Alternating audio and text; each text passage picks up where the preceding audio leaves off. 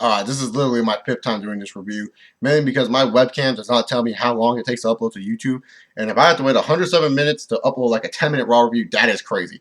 But anyways, welcome to Chase Oliver 68's Monday Night Raw review for July 9th, 2012. The last Raw before Money in the Bank.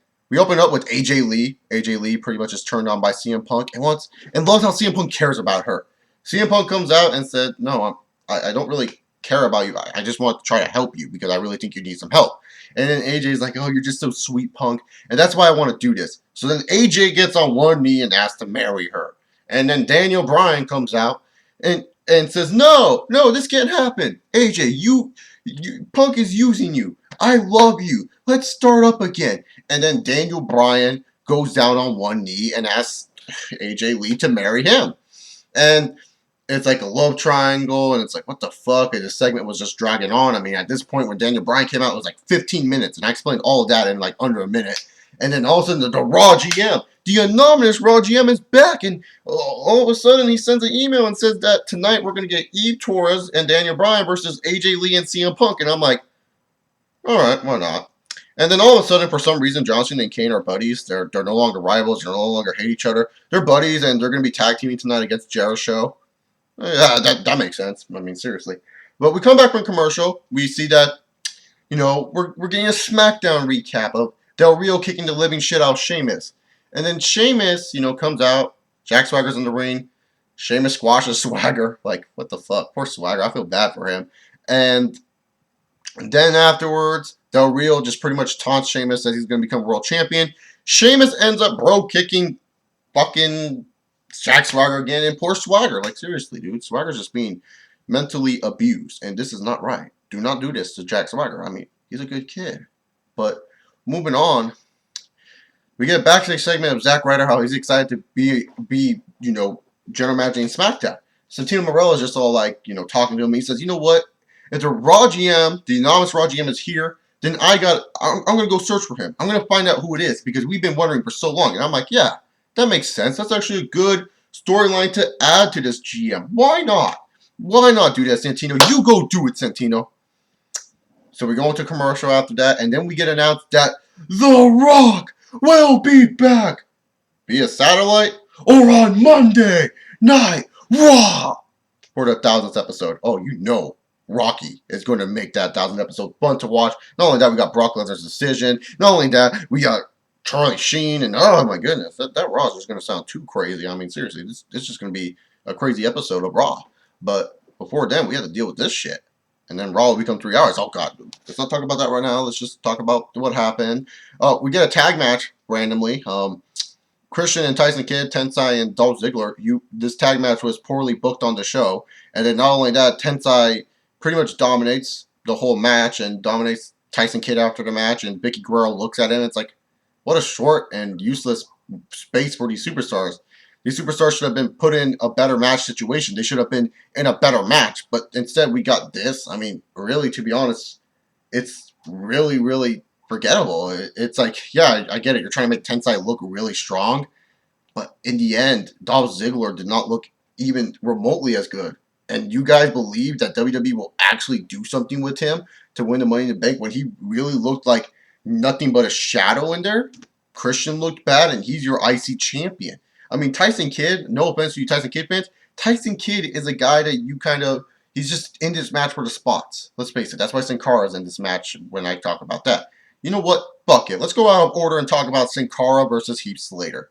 Because, really, to be honest, I would rather talk about that right now than keep on talking about other stuff on Raw. So, let's go with Sin Cara versus Heath Slater next. Sin Cara and Heath Slater had a match for the Money in the Bank qualifier. Sin Cara wins.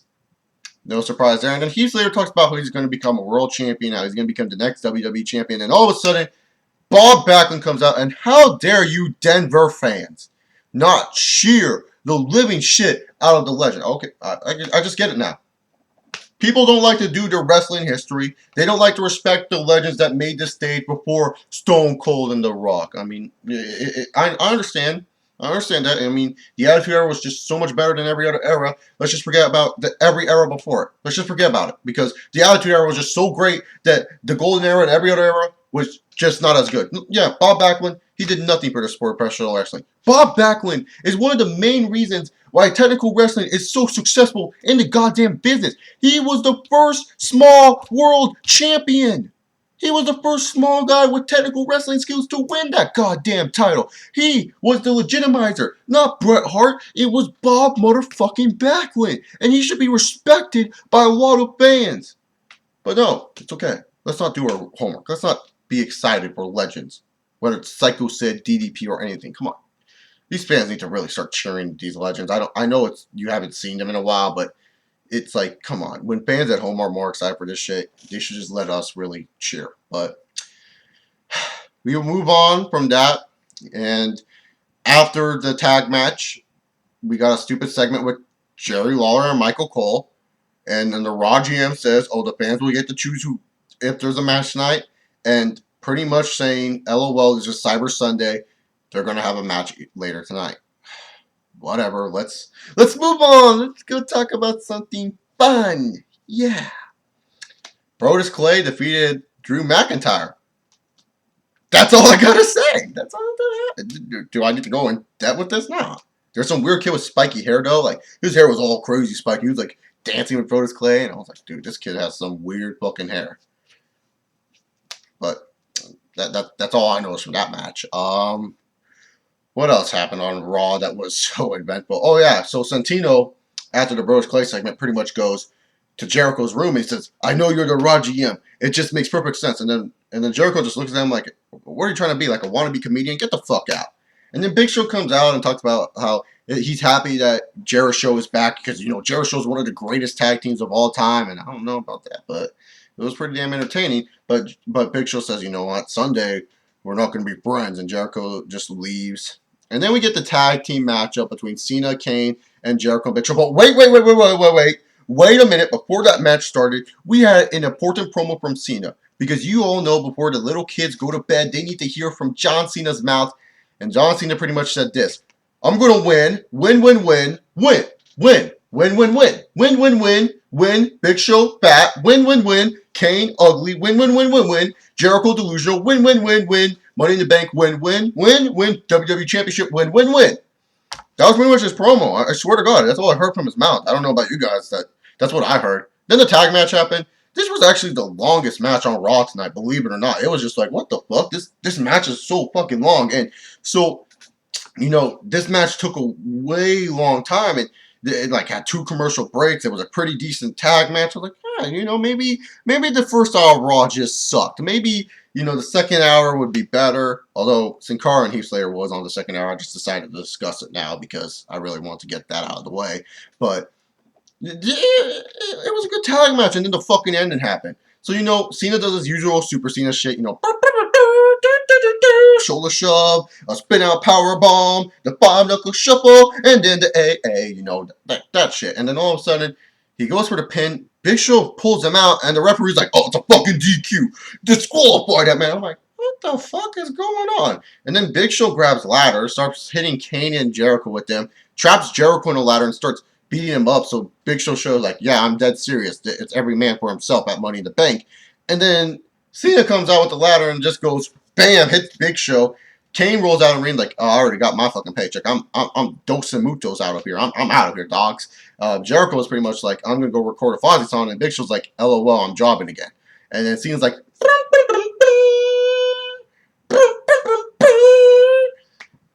Money in the Bank. That's pretty much what's happening, guys. Just accept it. Nothing we can do. I mean, Cena will win, but there may be a hope of glimmer. Trust me on that, fellas. I don't know what that was, but that was weird. Speaking of weird. Yes. All right. I'm sorry. This is just such a funny segment. So Michael Cole and Jerry Lawler have a match. Who gives a shit? Jerry Lawler ends up winning. The Raw GM reverses it. All of a sudden, Santino comes out, and Santino's like, you know, I found out who the Raw GM is.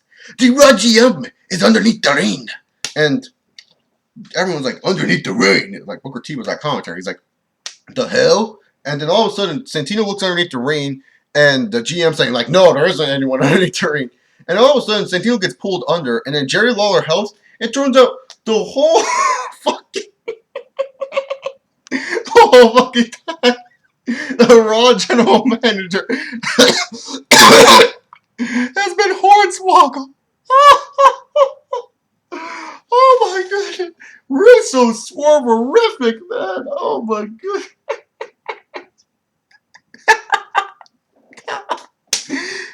Hornswoggle is a Raw general manager. I'm sorry. That is just oh my god, that was just terrible. Oh, oh, oh.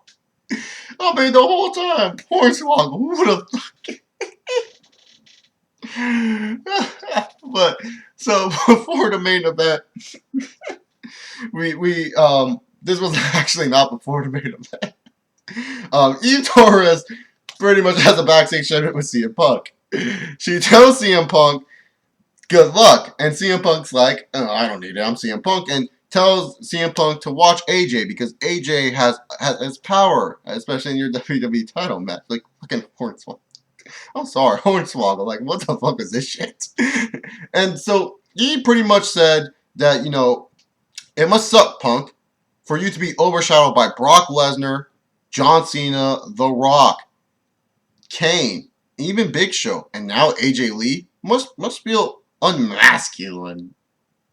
And Punk gets all pissed off, just like many of the fans pissed off that Hornswoggle was The Rock. Yeah. Ah, yes. Hornswoggle, like what the fuck? But we move on to the main event, and really the main event, what I did like that it was actually something involved with the WWE Championship and not always. So it was a nice change of pace.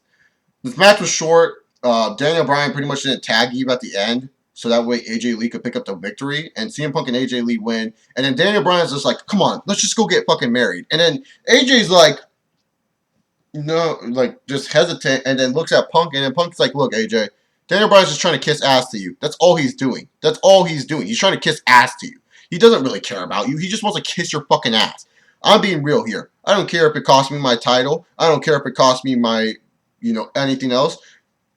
I don't want to marry you. And at least I'm a friend and tell you the truth." And so pretty much just leaves AJ Lee to really like think about it. And it was a good segment. And Hornswoggle. And then AJ Lee slaps Punk.